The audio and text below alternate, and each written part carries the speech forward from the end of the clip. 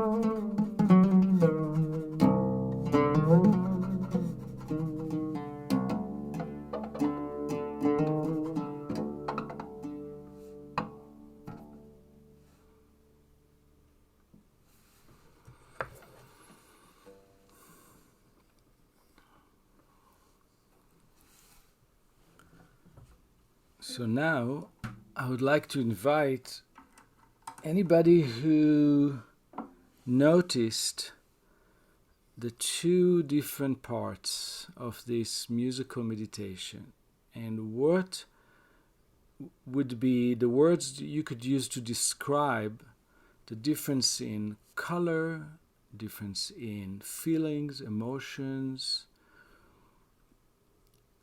If anybody would like to comment, Salam has her hand raised. Go ahead, Salam. Salam, please.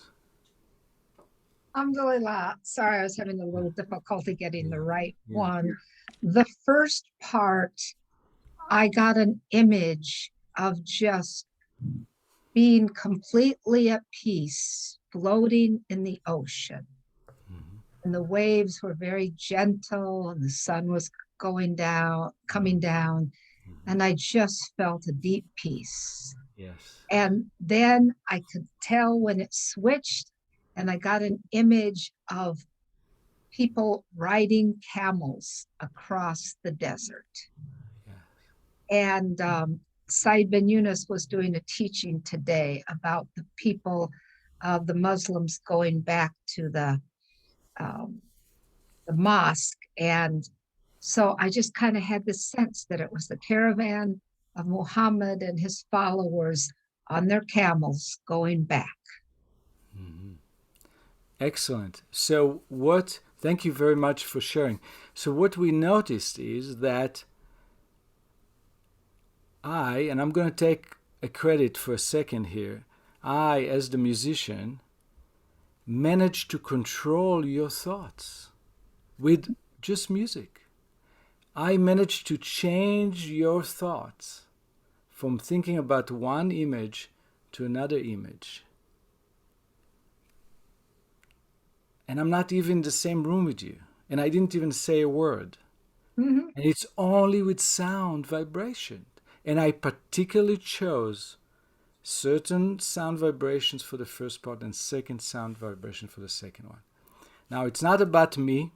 It's about the power of sound. I just happen to be a student and a scholar of sound. That's my world. Music is my world. That's what I studied in school. That's what I do for a living. So I'm just a technician. I'm just a musician. I'm just a magician. Yeah. But it's not about me. It's about the power of sound. I just wanted you to experience it. Let me see one more person that have really different colors in the first part and the second part, different feelings, different emotions in the first part versus the second part.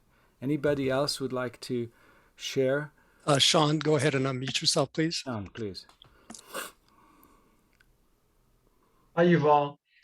So I thought of the first part, I pictured the color yellow. Yes. And I was picturing like mountains, being out in nature, and I saw bedrock, maybe like sandstones, like hiking along a path. And yellow sandstone or bedrock. Mm-hmm. And then the second part, I think I sensed the transition. I sensed waterfalls and water moving because he played some descending scales. So I pictured a waterfall. And how different was the first part from the second part? Dune, was it earth versus water? I think so. For me, it was. Yeah. It was a subtle shift, I think, because I think the tempo was the same. Okay, right, right. But something changed in the mood because I changed the mode. The musical mode that I used in the first part was different than the musical mode that I used in the second part. And in Arabic music, it's called makam. Mode is called makam. And if you know from the Sufi teaching, there are different makams on the path of the seeker. And makam means a place, a station.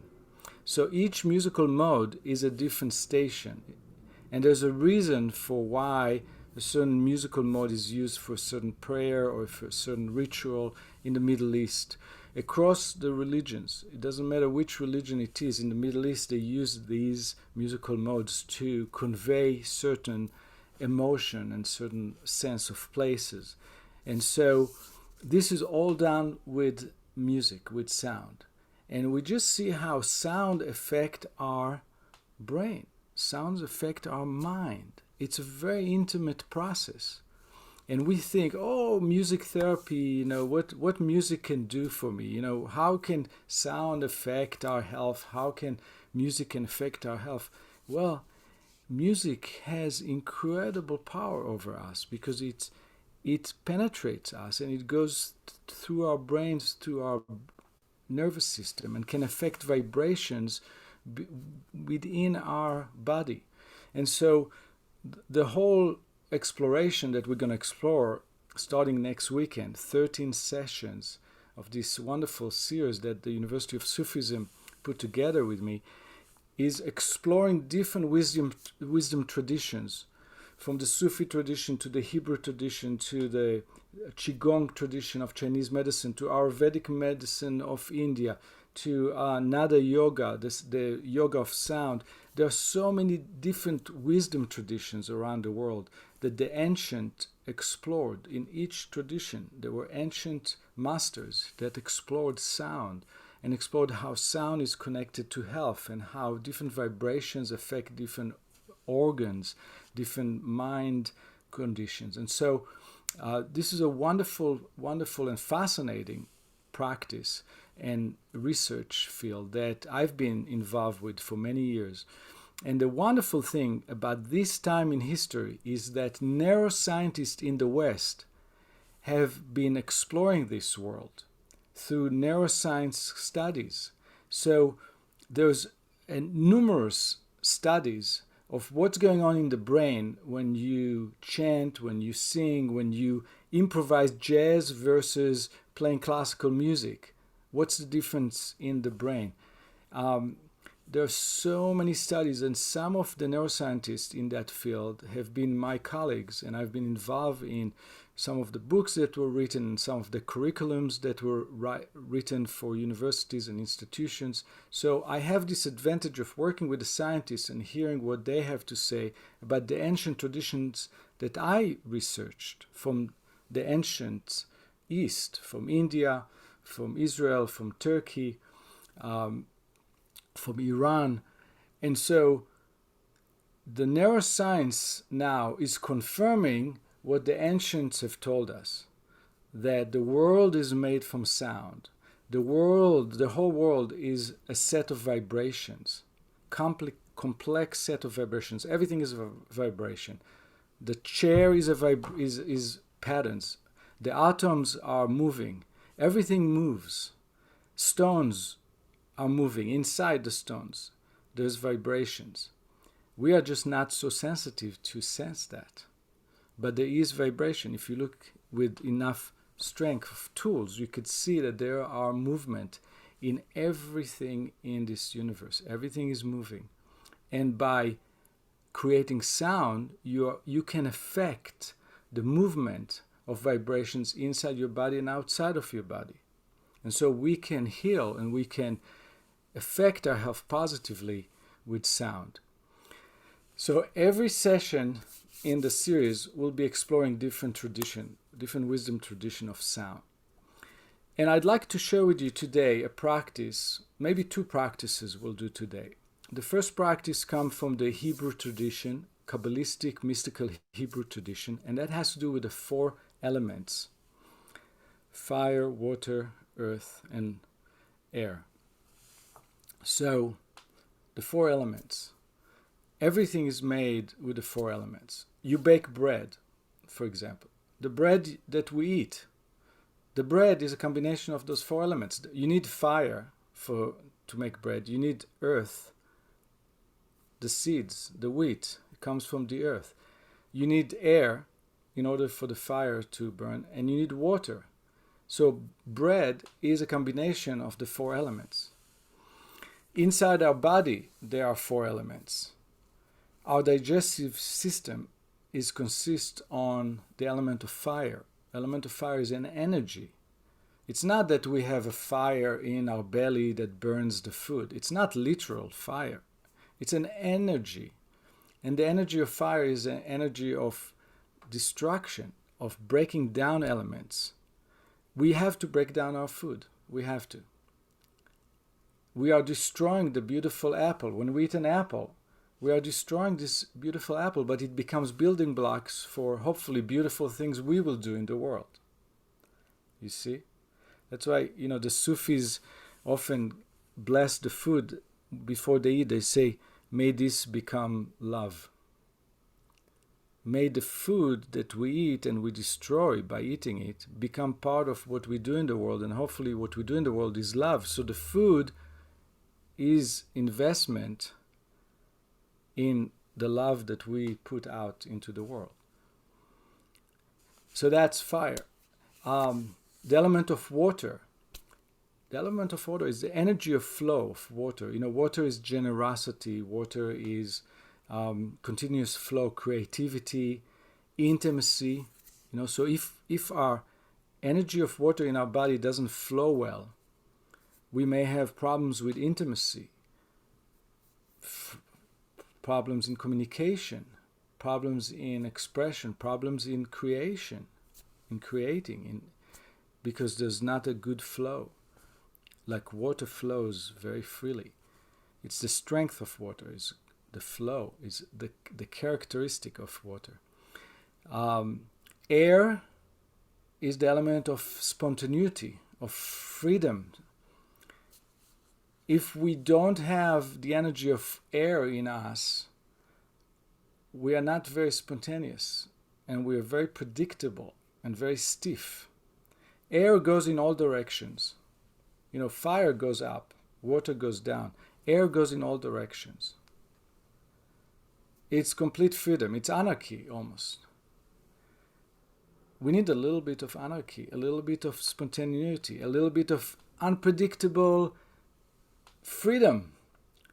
Okay, now I'm going to a movie right now. Yeah, but nobody told us that you're going to a movie right now. I just decided I'm going to a movie right now. It's 3:30 in the afternoon. I just feel like I'm going to a movie. We need to be like this once in a while. Not every day, not every week, not every month, but once in a while we need to have that energy of spontaneity, of freedom, to just impulsively follow our instinct and intuition, and to just do something that is not the usual routine that we are conditioned to. That's an element of energy of air. And then there's earth. The energy of earth has to do with groundedness. Earth is groundedness, being connected to the earth, down to earth. If we don't have that energy of earth, we are like a leaf in the wind. We change our mind every day. We start a project, we don't finish, we start another project, then we start another project, then, we are drifters. We never finish anything. That is lack of earth. So we need all the four elements being alive and well in our body and in our mind. Now, here's a sound meditation chanting practice from the Hebrew tradition, a very, very ancient tradition. of unifying the elements within our body. So I will teach you 4 words, 4 ancient Hebrew words for the word for fire, water, earth, and air. And we're going to chant it. So if you'd like to write it down with English transliteration, feel free to write it down. It's very simple. The first word is Esh. Esh. In the ancient Hebrew, a lot of words sound the meaning, and that is the power of that language. Like Arabic and Sanskrit from India. Sanskrit and Arabic and Hebrew are considered the holy languages.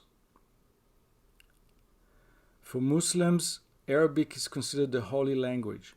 For Hindus, Sanskrit considered the holy language. For Hebrews, Hebrew considered the holy language. Those 3 languages are very powerful sounding languages because the sound is delivering the deep meaning of the words. That's why you don't have to understand Sanskrit to chant mantra. Words in Sanskrit. Mantra is a chant that you keep repeating and it works on your body and mind. The same thing with Arabic chants. Some of the Arabic chants, you don't have to understand the meaning of it. For example, Allahu. Who? Who? What means who?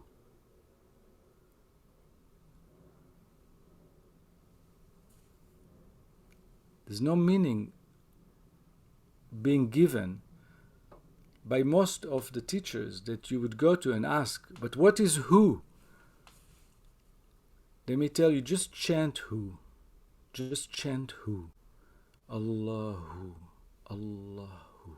Chant Allahu. You don't need to know what it means. Why? Because it's about the vibration of the sound.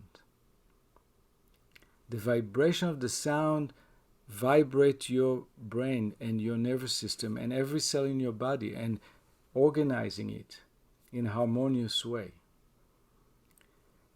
The same thing in the Hebrew.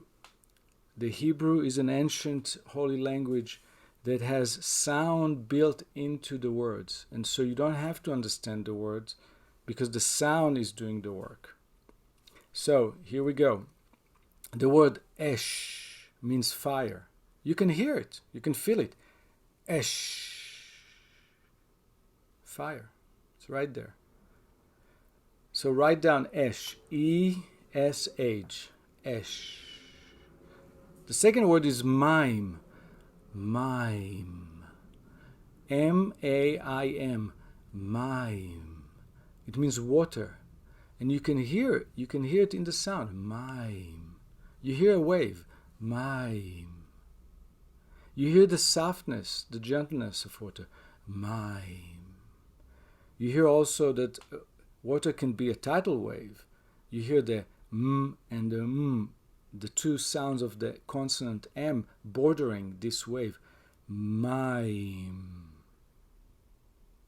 You hear that in the beginning and the end of this wave. It can become very powerful, that but initially 1 drop of water, mime. Small wave of water, mime. Okay? The third word is ruach. Ruach. Ruach. R-U-A-K-H. Ruach. You can hear what it is. It's wind. It's wind. It's air. Ruach. Ruach. And the last word is Adama. You can feel it. You can feel in the sound the weight of the earth. Adama. Adama. Adama. It's Mother Earth. And guess what? The word Adam, the first human was created. Adam is coming from the word Adama. If you cut the A, which means a feminine in the Hebrew, you take out the A, the feminine, of Adama, you're left with Adam. Adam. Adam, human, comes out of the earth. Adama. So we are intimately connected with the earth. We come out of the earth. We are one and the same. So if we have this consciousness, if we really attune with that, how can we even hurt the earth? How can we even poison the earth?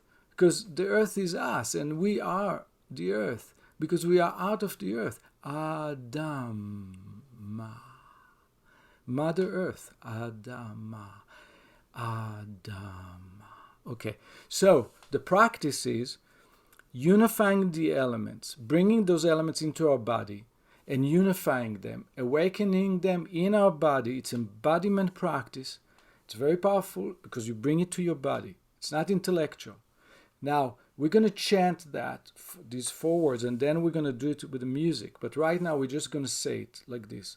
Esh is associated with the third eye, and a flame goes up. Fire always goes up. So we're starting with our 2 hands, and we just say Esh. And we're like a candle. We're like a flame. And we awakened the third eye because fire element is associated with vision. If you don't have visions, if you don't have any idea, any vision, any creative idea about yourself and your community, all your life you just go to your job and you do all the commitments that your family and the society expect from you, and you never had a creative idea. You never had even an idea a vision to host a party or to bring a gift to somebody. Something out of the normal that you don't have to do. You never had a vision you just go through the motions. That means you have some lack in fire energy. Because fire in the belly, fire in the body and mind cultivate vision, creativity, energy to do things. So that's why it goes through the third eye, intuition, up towards the higher world. Okay, so Esh. And then we go to the heart chakra, where the heart is, and we go Mai. It's like a wave. Mai. So close your eyes and just do the 2. Here we go. Esh. Mai. And Maim is generosity. It's the quality of the heart. Loving kindness. Flow of loving kindness. Flow of generosity. So again, we go to this spark of light, a spark of an idea, an invention, an idea starting. Esh. And then Mai. Around the heart chakra. Okay, let's do it together one more time. Esh. Mai. And then form the belly button. You put your hands like this in the belly button and you go in all direction and you say the word Ooh. That's the breath of life. Breathe from the belly, they tell you, right? It's good breath to breathe from the belly. That's a deep breath. That's a breath of life. Ooh. And then we go towards the earth, and you can do it standing, you can do it sitting, but you go to the earth. If you want, you can touch your toes, you can touch the earth. It doesn't matter, just point with your palms towards the earth so you connect with the magnetic field of the earth, and you just go Adama. And you feel the grounding of the earth. The grounding of the earth. Okay, let's do it now in a sequence, and then we're going to add the music to it. So now we're just saying it. We're not chanting it yet. We're going to learn to chant that. So here we go. You can close your eyes or keep them open. Here we go. We're starting with Esh. Mai. Ooh. Adama. Take a deep breath in. Esh.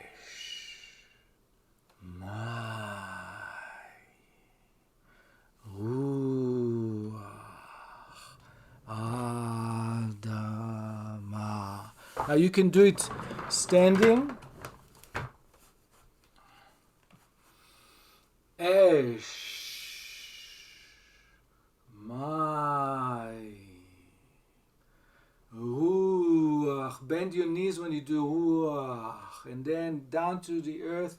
Adama. You can bend your knees a little bit when you go to the earth, not to strain your back, your lower back, and you can do it sitting. So let's do it one more time, and remember, we are just learning it. You're not going to feel much right now.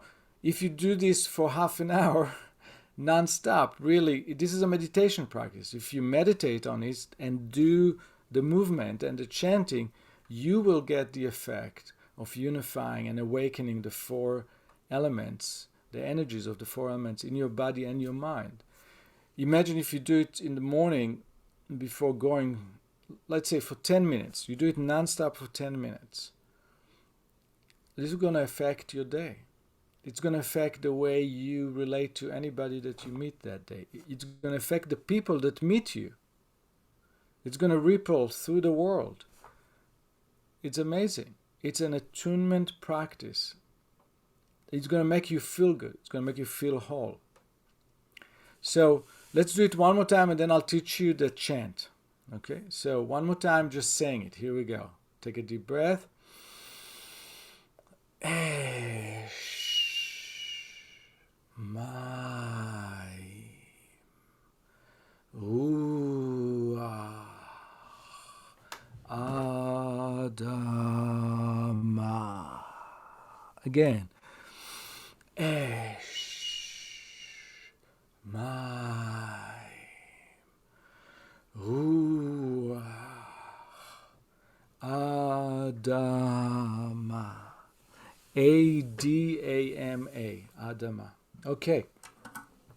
I'm going to have time for questions. I'm going to allow you to ask questions and make comments, but I'd like to go right into teaching you to sing this, to chant this with an ancient melody. This is an ancient Babylonian Hebrew melody. So it goes back 2,000 years. The same words, same movement. It's just I cannot do the movement while I'm playing, but I'd like you to continue the movement. You know the movements, it's very simple, but it helps if you do the movement because it makes you embody the work. So here we go. I'm going to sing it a couple of times, and you just learn it by hearing it. The more you hear it, the more you're going to know it. And just start singing as soon as you feel that you can sing it. So it goes like that. Esh, ma'im, ruach, adama. Esh, ma'im, ruach, adama. That's the whole thing. Esh, ma'im, ruach, adama. Esh, ma'im, ruach, adama. Good. Start singing along.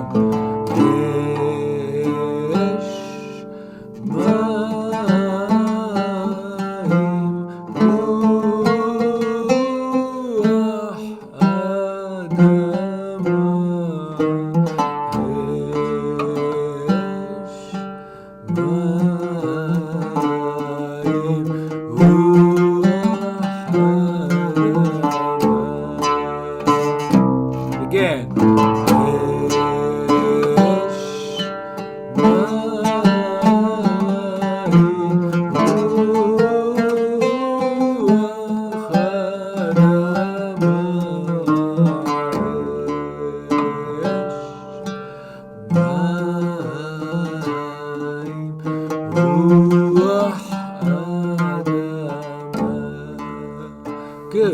Now I'd like you to put in your voice the energies, the four energies. So when you go, esh, have the energy of lighting a fire.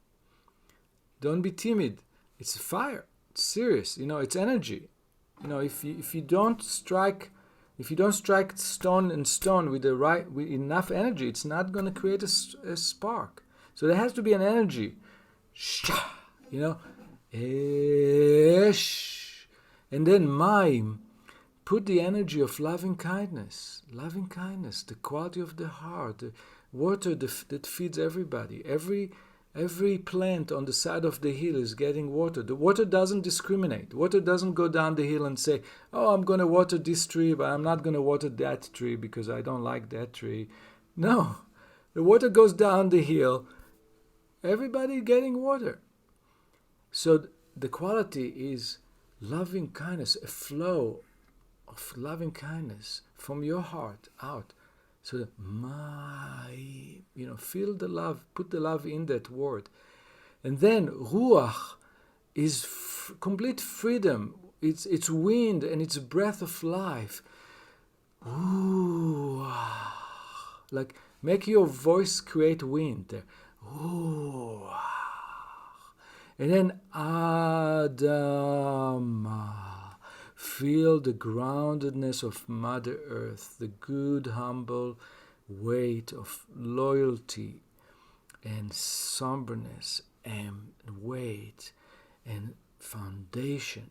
So put that in your voice. So it's not Adama, it's Adama. Heavy and good heavy. Okay, let's do it now with meaning into the sound vibration. Here we go. And esh ma'im ruach adama esh ma'im ruach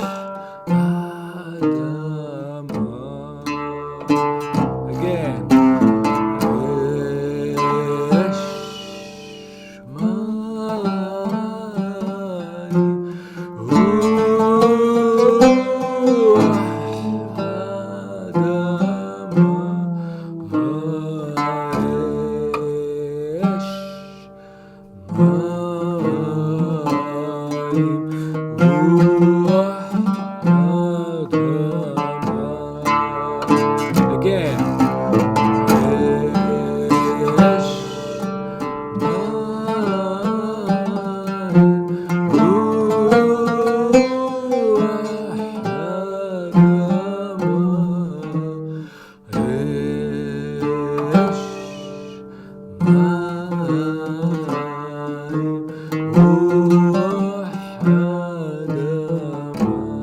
One more time.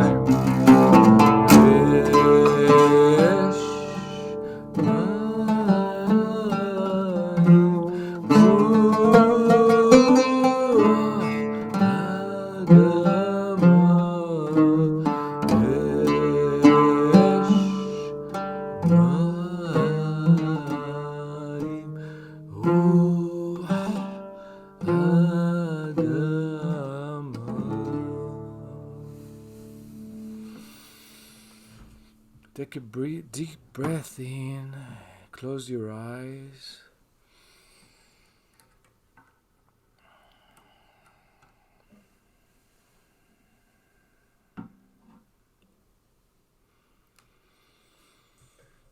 Just hold that feeling that you have inside your body.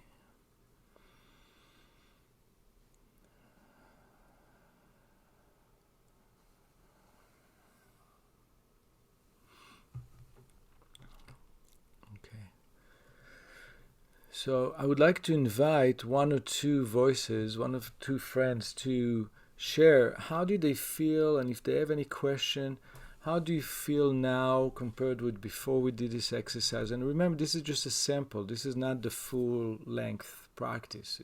We're just sampling it. You need to do it longer to really feel it. But just from sampling, when you sample different kinds of coffee, just a little bit, you get a sense for, this tastes like that, this tastes like that. What kind of taste you getting from this practice? Anybody? Please raise your hand if you have a question Or question. or comment. If you want to share how you felt, what does it taste like to you? Or if you have a question, I invite you to unmute and just ask. Naima, please unmute yourself. Can you hear me okay? Yes. Yeah. Thank you so much for that. I'll just say real quick, I feel like there's beginning to be balance, and definitely can feel the places that were weak. So there's a little bit of that touching into, maybe the fire element was a little too strong inside. And so it feels like doing it longer would be helpful. And then the question was, I'm assuming there's a reason for the order that it goes in. Yes. The ash is also connecting us to the crown chakra and the world above us, the vibrations that we get from above. So we start with that, and also the spark of light has to do with vision, and vision is not 100% us. We're just allowing the channel, with the fire energy, we're opening the channel to receive from above. So when we have a great idea, we have to remember to be humble about it and say, I received a great idea. It's like my inner voice, some voice in me, brought me this great idea, So that's how we start. We start with this connection. And then we go to love and kindness, which is the most important thing with what we do, And then comes freedom. And then comes earth, which are very important to function properly. If we are just ideas and loving kindness, we're probably going to die from thirst and hunger. We will not really last much longer. Look at Mozart. Mozart died very young. He was all ideas and fire and love, but there was not much ground there. And so he died young. The instrument, we are an instrument. We cannot last long if we're not balanced. We're not going to be a good instrument for a long time. So we have to balance the elements. They're all important. So we really go from heaven to earth in this practice. We go from pointing to the heavens and then going through the four elements and connecting to the earth. We are the bridge between the two. So there's a lot in this. And in the series, Jalaluddin Rumi, the great Sufi poet and teacher, he said, the four elements are just servants pointing to the master. So the four elements, those four energies are important elements, but there's something behind it. There's a deeper layer, because those elements are just facilitating a divine energy. Each one of those energies is an instrument. Like we are an instrument. The elements, the powers of nature, everything in nature, everything is instruments. There's a deeper energy that works through all these energies. So in the series that's starting next week, we're going to do this exercise, and then we're going to go to a deeper level of this exercise. And the deeper level is chanting different divine names. In this practice, we chant 4 divine names instead of the 4 elements. We replace the 4 elements with 4 divine names, and that's even deeper practice, But it goes, it's makams, stations. It's a journey, but it's all fascinating. It's all delicious to me. This is all delicious. So, anyway, any questions in the chat? Marian has a question. Marian, do you want to Yes. unmute yourself, please?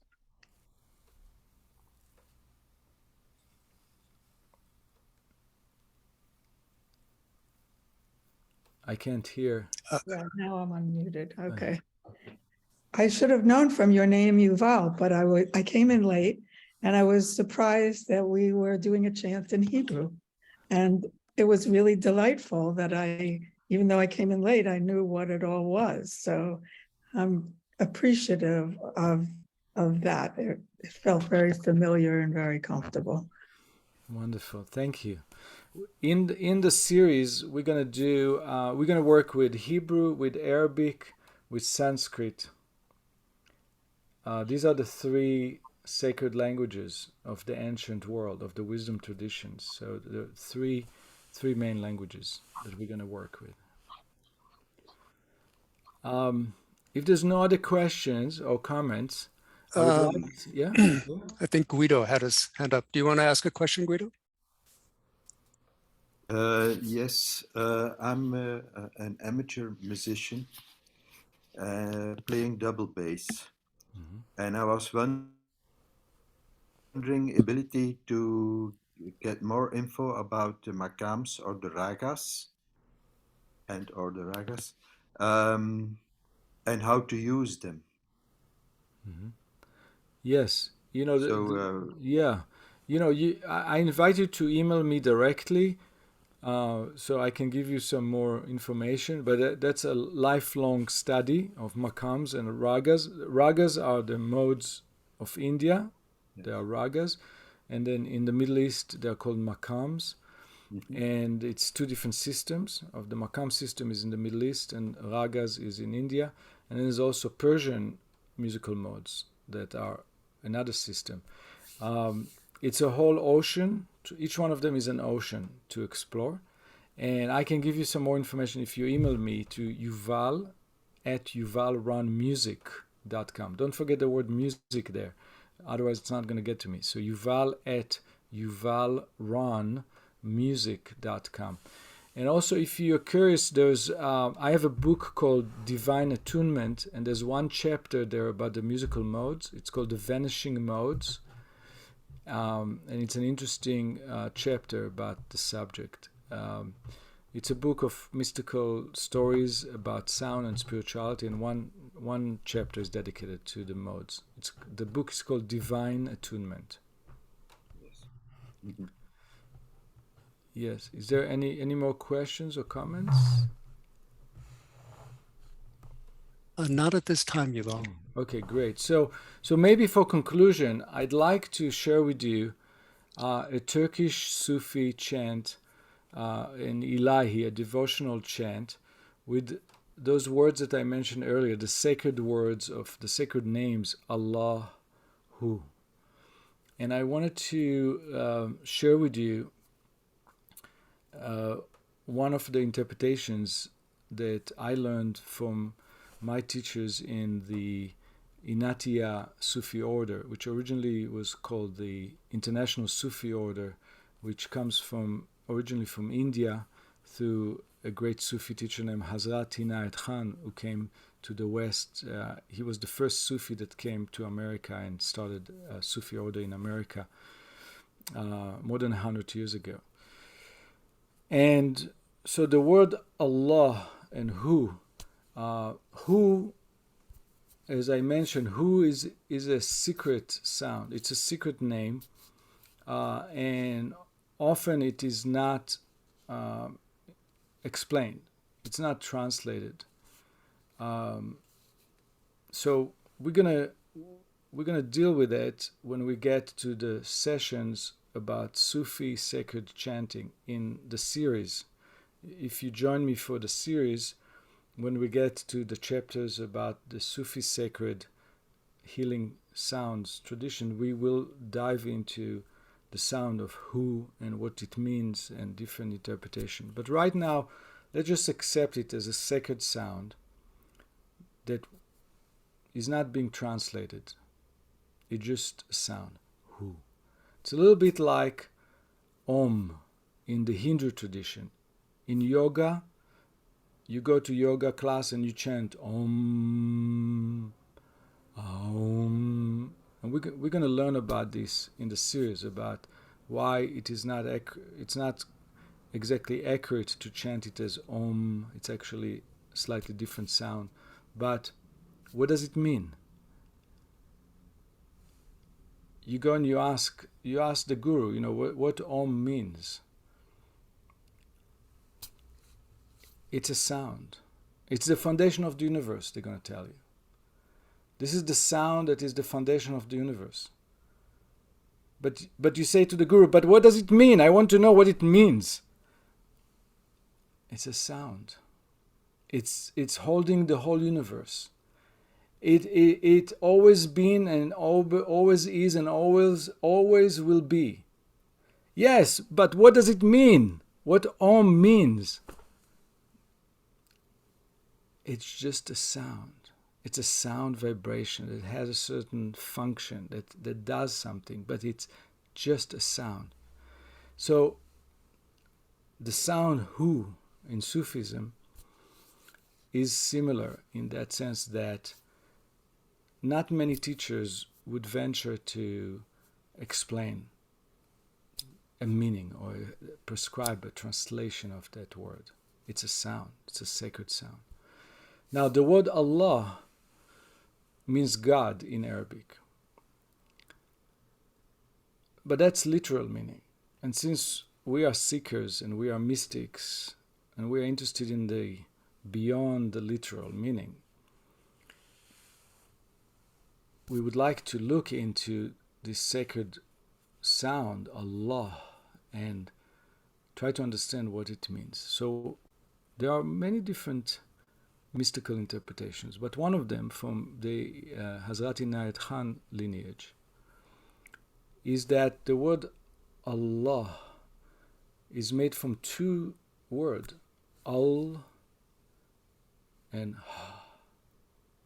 And if you look at the Arabic, there are two L's. In Arabic, Al, just Al, means the.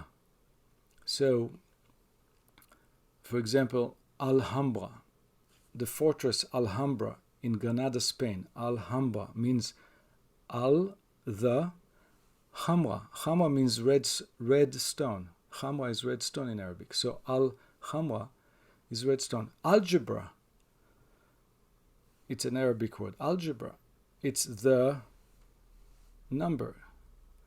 If you say Al-Kuwaiti, Yusuf Al-Kuwaiti, it means Yusuf the Kuwaiti, meaning he came from Kuwait.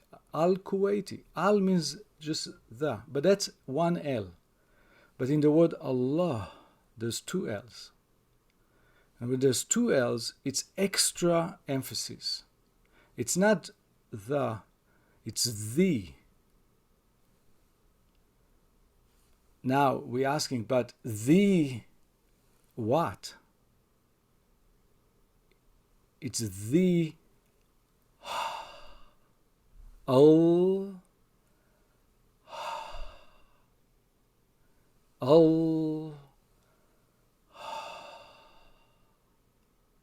What is when you are asleep? You breathe, and you don't decide to breathe. You don't make different ways of breathing. Who, he, or, oo. No. The most basic breath, when you really relax and you don't control anything, when you sleep, the breath is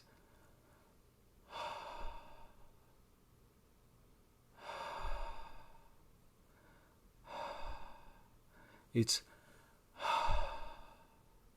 is the basic breath of life. Without us doing anything, without us manipulating anything, without any human action, the gift of life that we receive, the gift of life that make us alive and not dead, the difference between life and death is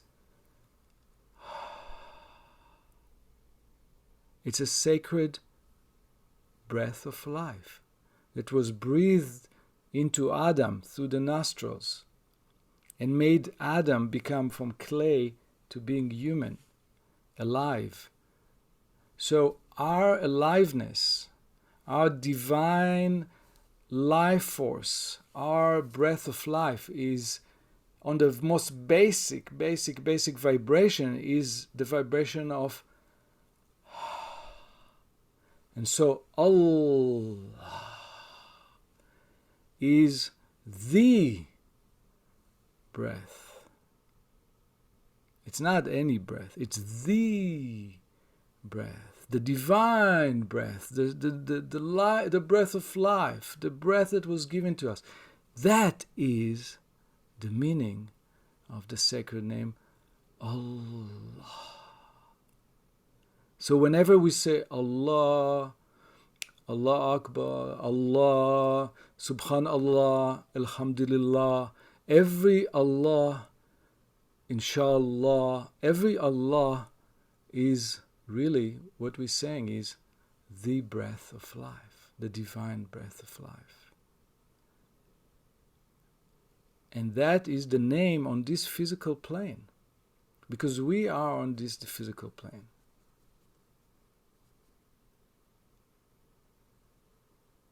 So it's a divine name for this physical plane that conveys the divine breath of life. So this is a teaching that I very much resonate with, that comes from Hazrat Inayat Khan lineage of the International Sufi Order and the Inayatiya order. So I'd like to teach you this chant, Allahu, and let's try to chant it with this intention, with this meaning. So here's the melody. This comes from the Turkish Mevlevi order that comes out of Rumi. Mevlevi is from Mevlana. Mevlana means our master teacher. Mevlana was the nickname, the honorary title of Rumi. So from Mevlana Rumi, our master teacher Rumi, Mevlana comes the Mevlevi order. And this is one of the sacred chants from that order. Allahu Allah, Allahu Allah, Allahu Allah, Allahu Allah. So to be proper, if you look at the English transliteration of the word Allah, at the end there's an H. It's not A-L-L-A, it's A-H. Why there's an H there? In order for us to express the breath. Age, A-H is. So when you sing it, try to add a little bit of that H there to be heard with the breath, if your breath. Allahu Allah, Allahu Allah,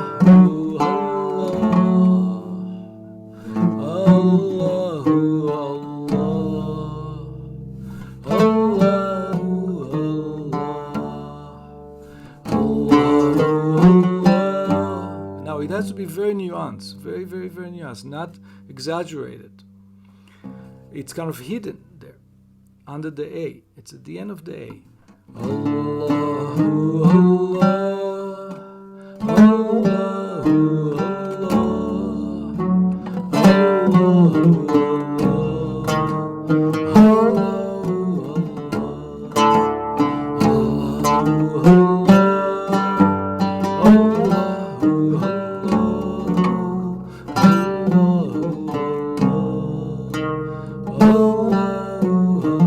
Continue with your eyes closed. Allah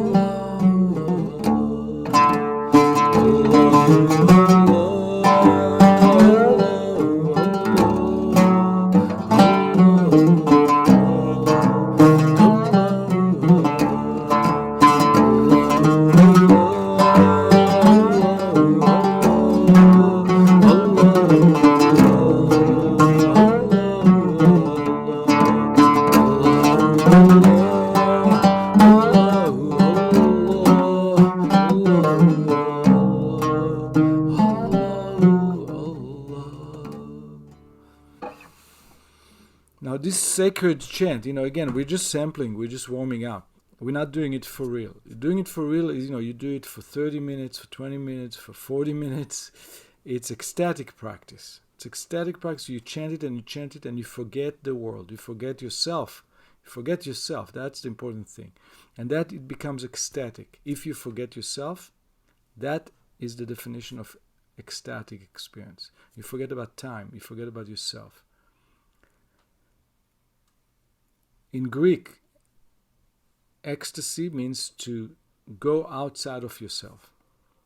So if you go outside of yourself, you lose sense of time, you lose sense of self-awareness, then it's an ecstatic practice. Now, this practice of chanting Allahu has a beautiful healing impact on unifying our mind and body. It's a very strong unifying and purifying experience. So many times when I've been doing this with groups and when I was a guest of a Sufi order in Turkey and we did it together, we came into the room 20, 30 foreigners, people that didn't know each other. We were not introduced. We didn't know the names or anything about the other people, and we went into this zikr and did the chanting. And after 45 minutes, or an hour, I don't know how long it was, you look around the room and everybody have this smile and love in their eyes. Everybody looking at each other in the eye with this incredible brotherhood and sisterhood, feeling of oneness, of a community, of being one. It's magical. So how does it happen? It was just sound. We didn't do anything else. We were just practicing sound, sacred sound, meditation. But neuroscientists tell us that indeed there are changes in the brain. It's not an illusion. It's not those mystics, have these delusions that they are one and they go high with sacred sound. There's actually changes in the brain. And the more incredible thing is that the neuroscientists found that the changes in the brain are lasting. When you do this practice over time, it's not just changes in the brain during the activity, but it's lasting almost to the end of life. And at the end of life, it starts the impact on the brain starts to fade away as the brain deteriorates at the end of life. But the question is, the earlier you started it, according to the neuroscientists, the earlier you start the practice. Like if you start it as a child, the impact in the brain will still be there at the very, very, very end. Even when you lose your memory or you lose most of the functioning of the brain, those impacts that were created very early age will still be there. So the things, sound experiences and practices that we start very early, they are the last that fade away and disappear from our brain at the very, very, very end of life. So this is fascinating. This is really, really, really interesting. I know this on my body, on my mind. I know the feeling of it, and I am delighted when I work with neuroscientists and they point to me the findings of science and I say, this makes sense. The yogis, the Sufis, the Kabbalists, they knew what they were saying. So this is really, really incredible time that we are now in a very, very, very special time, that we have some access to the ancient knowledge, whatever was preserved. Some got lost. For sure, there are some teachings that were lost over time, but we have what was conserved thanks to the Sufi lineages, the Yogi lineages, the Tai Chi lineages, the Kabbalist lineages. They conserved those wisdom traditions, and we have Western science, neuroscience, that's exploring the brain and sound, and we can benefit from both. So I really hope that you're going to be attending to the session starting next weekend. There are going to be 13 sessions, and I have to thank Abdullah for his initiative and the University of Sufism for putting together this 13-part series. And I wanted to mention two things that I heard in the last few weeks. People wrote to me emails and said, but I can't attend the 2 or 3 of the meetings. I'm booked. I can't be there. So I don't think I'm going to take this series. So I replied to them, wait a second. Everything's going to be recorded. So when you sign up, you're going to get the recordings of everything, whether you attended in person or not. So if you have to miss a session, it's okay. Watch it later.